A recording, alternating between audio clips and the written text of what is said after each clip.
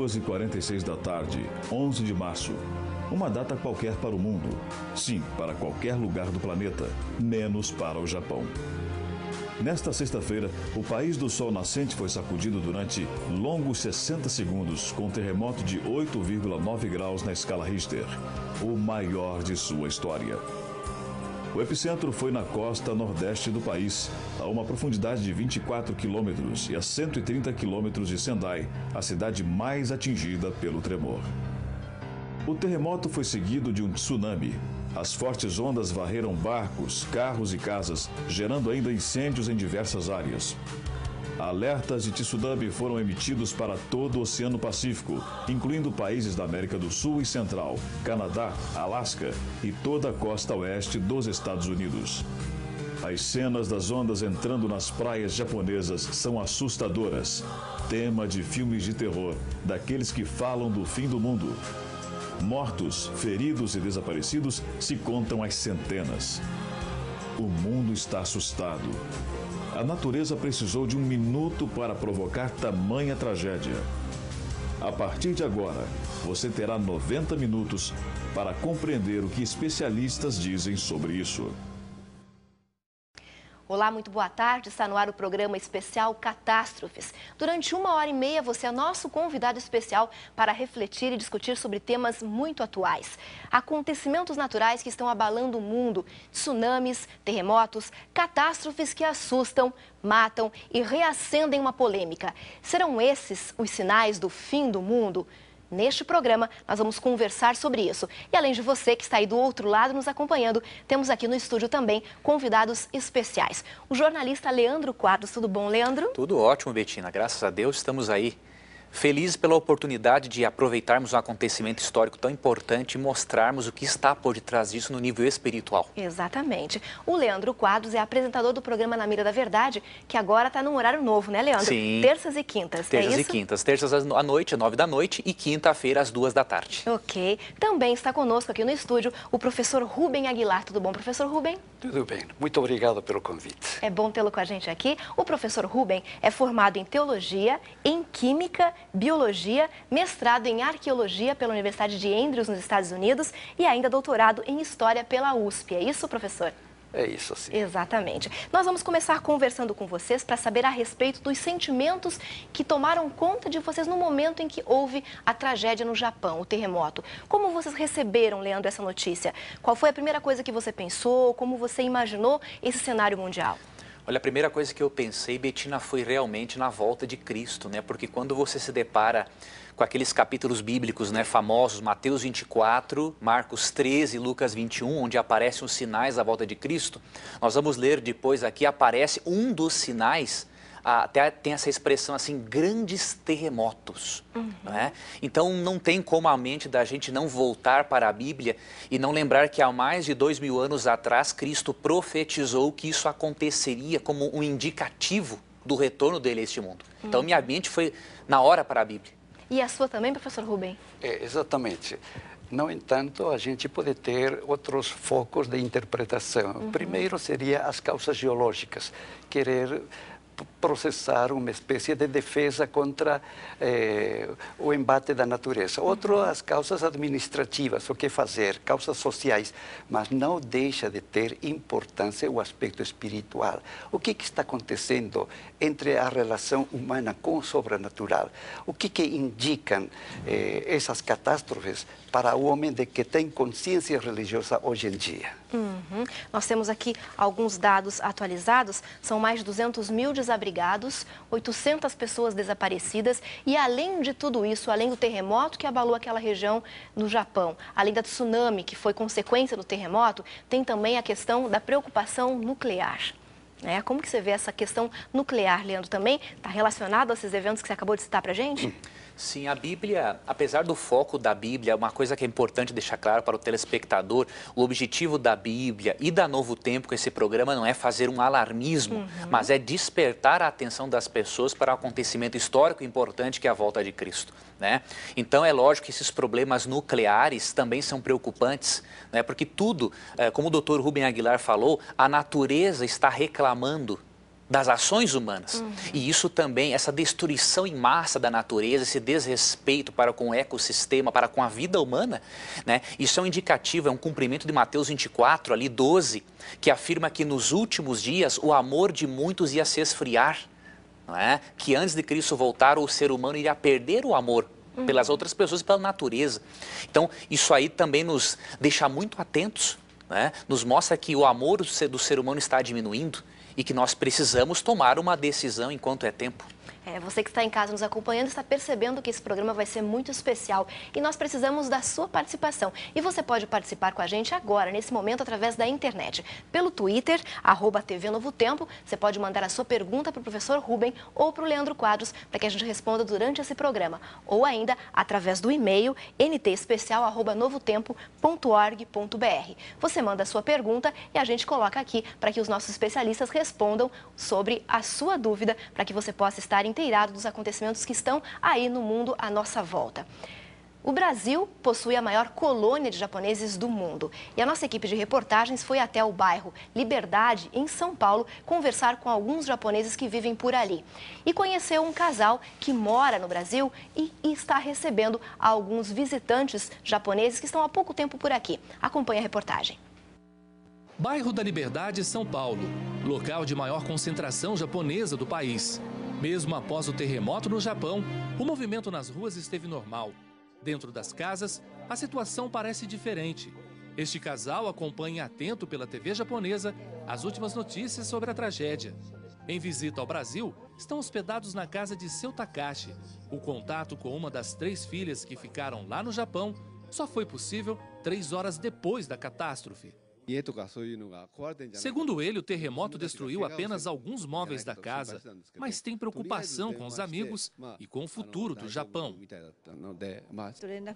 Mesmo depois de ter falado com uma das filhas, a preocupação dela agora é saber como estão as outras e também com parentes e amigos que lá estão. Seu Takashi mora no Brasil há mais de 30 anos, mas deixou no Japão 4 irmãos, além de amigos. Todos estão bem, mas ele acredita que serão necessários muitos anos para o país se recuperar. Mesmo com dificuldade de contato, conseguiu notícias de algumas pessoas. Eu tentei ontem à noite, quando já estava sabendo o que aconteceu. Não consegui falar com ninguém. O único que consegui falar com meu amigo, que estava longe desse que aconteceu, estado de Shimane, eu só consegui falar com ele. O resto ninguém conseguiu. O coração nesse momento fica apertado. Apertado bastante. Uma coisa que não dá para nem ver, né? O senhor já tinha ouvido uma notícia como essa? Não. Fomos ao centro de São Paulo para saber das pessoas o que elas pensam sobre os últimos acontecimentos. Este vendedor só ficou sabendo do terremoto quando foi entrevistado. Gostaria muito de saber o que aconteceu lá. Houve um terremoto lá. O que você acha disso? Um grande terremoto? Nas últimas horas? Poxa vida, cara. E, logicamente, o mundo todo vai ajudar, né? Ainda era madrugada no Brasil quando os japoneses foram surpreendidos pelo maior tremor de terra já registrado na história do país. O epicentro foi localizado no mar, a 24 quilômetros de profundidade e 130 quilômetros de distância da cidade de Sendai. Mas os efeitos foram sentidos em várias cidades. Aqui as opiniões se dividem. Para alguns, a catástrofe do Japão é sinal do fim. Para outros, apenas mais uma resposta da natureza. É fruto do homem, da ação do homem na natureza, né? Da globalização, da destruição mesmo, natural. Cara, imagino que seja poluição, aquecimento global, isso envolve muito, né? Você acha quem é o grande responsável? O ser humano, fim dos tempos, com certeza. Você acha que isso aí é sinal do fim dos tempos? Acredito que não, porque se a população tomar consciência, os fins dos tempos não acontecem. Você tem medo que isso ocorra no Brasil? Não.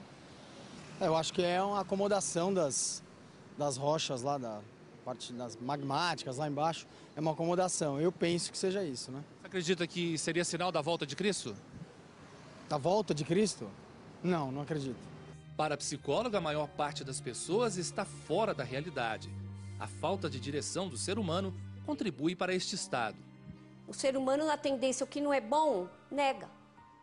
Então é mais fácil deletar.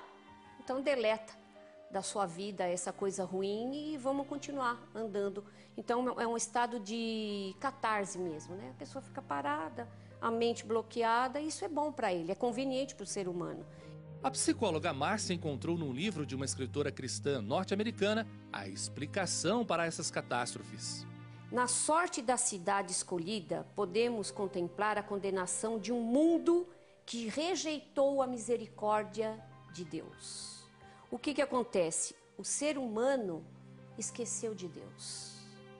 Então essas catástrofes estão acontecendo, porque o ser humano se afastou de Deus. E por isso que muitas pessoas não conseguem enxergar que o mundo está acabando. Me pergunto o seguinte, Leandro Quadros, ouvindo a psicóloga falar e vendo o pessoal na rua, professor Rubem, comentar também, as pessoas não sabem que Jesus vai voltar, não tem essa informação. Aonde a gente encontra essa informação, Leandro? Você quer ver? Tem cerca de 2.500 textos na Bíblia que falam do retorno de Cristo, mas eu vou ler um deles aqui, que é Hebreus 9, 28. É importante, esse é um dos papéis da TV Novo Tempo, não é, Betina? Nós queremos avisar as pessoas que Cristo vai voltar a este mundo. E Hebreus 9, 28 afirma o seguinte: assim também Cristo, tendo se oferecido uma vez para sempre para tirar os pecados de muitos, aparecerá a segunda vez sem pecado aos que o aguardam para a salvação. Então é uma promessa bíblica, uma certeza de que Cristo vai voltar a este mundo não agora como um bebê indefeso, mas como o Deus glorificado para poder reestruturar, reconstruir o nosso planeta, as nossas famílias, o ecossistema, tudo aquilo que o ser humano tem destruído. Né? E a Bíblia tem nesses 2.500 textos, por exemplo, você lê ali João 14, 1 a 3, Cristo afirma o seguinte, que assim como ele foi para o céu, ele vai voltar para receber aqueles que são dele. Então é muito importante que o telespectador entenda, né, que Cristo vai voltar a este mundo. A gente falou aí a respeito de acontecimentos naturais que podem ser a ira de Deus ou reflexos da ação do homem que não cuidou da natureza. Mas aí como que fica, professor Rubem, a imagem de um Deus amoroso, de um Deus bondoso com tudo isso que está acontecendo? Na opinião que nós ouvimos das pessoas entrevistadas, quase todos têm certo objetivo, certa razão. Na realidade, a natureza atua através de duas funções, ação e reação, causa e efeito. E esses terremotos são causa, esses terremotos são efeitos de uma causa geológica. O homem de ciência entende. Mas, além de estudar esse aspecto, devemos estudar também por que esse acontecimento tão frequente nesta época. Aí, outro texto nos leva a querer dar uma interpretação a essa frequência. E o registro bíblico, quer dizer, há uma grande massa da população mundial que aceita a orientação bíblica. Na orientação bíblica está, através do discurso de Cristo, quando deveriam acontecer estes sinais. São sinais da sua vinda. Após a grande tribulação, ou quando terminar o abominável da desolação. É terminologia religiosa que está se referindo ao domínio papal. O domínio papal, então, terminou mais ou menos quando o Papa Pio VI foi feito prisioneiro. Aí começa os sinais da vinda de Jesus expressas no capítulo 24. E dá ali alguns sinais específicos e sinais genéricos. O Leandro está abrindo a Bíblia, a gente já vai conferir os textos que o professor acabou de falar. Eu queria destacar duas questões que o senhor comentou ao longo da sua explanação. O senhor disse que a gente precisa avaliar os acontecimentos de uma forma mais contextualizada, e não apenas a questão geológica, ou a questão científica, ou a questão religiosa, ou seja, unir essas três questões de uma forma mais completa para que a gente possa ter um entendimento maior do que está acontecendo, porque os geólogos podem dizer que são apenas movimentações tectônicas, os religiosos podem dizer que são apenas sinais da volta de Cristo. A gente precisa, na verdade, unir as duas coisas para poder ter uma compreensão melhor, é isso? Certo, certo. E unindo esses dois contextos, essas duas opiniões, nós chegamos a uma conclusão. O geólogo pode dizer, sempre houve terremotos, certo, mas não na frequência, na intensidade, na magnitude dos acontecimentos recentes. Então, aí nós temos que consultar outro texto, e o texto que nos orienta para ter uma melhor interpretação é o texto bíblico. E aqueles textos que Leandro já leu e próximos à vinda de Jesus são os sinais. E nos sinais específicos são, por exemplo, para os que aceitam a palavra de Deus, principalmente a Igreja Adventista, este meio de comunicação Novo Tempo, é o escurecimento do sol, escurecimento da lua, a caída das estrelas e, nos aspectos genéricos, guerras, rumores de guerras, nação contra nação e terremotos. Que é o que nós estamos vivenciando agora, Leandro. Isso aí. Exatamente. É genérico terremoto. Nós não podemos dizer este é o terremoto que assinala a vinda de Jesus. Cristo. Não, exatamente. Mas é um que genericamente indica que o fim está próximo. Faz parte de um conjunto de acontecimentos. Certo. É isso, Leandro? Exatamente. Os discípulos perguntaram para Cristo, quando Cristo falou, estava falando do fim do mundo, eles fizeram uma pergunta ali em Mateus 24, no início, verso 2. Senhor Deus, quando vai acontecer essas coisas? Que sinal haverá do fim do mundo?